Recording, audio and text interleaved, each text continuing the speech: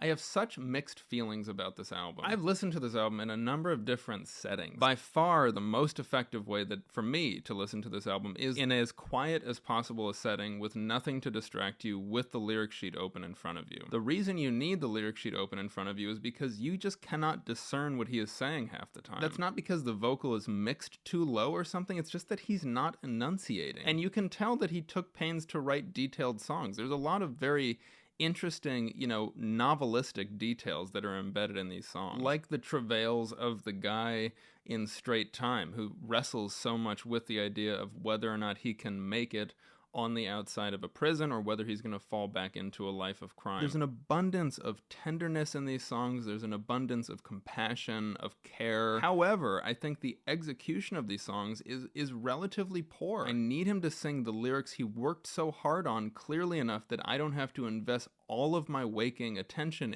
in getting them. I need him to cast the songs in a musical context that has a little bit more dynamic variation. I almost think it would have worked better as a collection of short fiction than as a collection of, sort of quasi-folk songs. My gripes with how this album was executed are sufficient for me to put it in a relatively low place in Springsteen's studio album tier list. I would put it at the very top of Springsteen's C tier.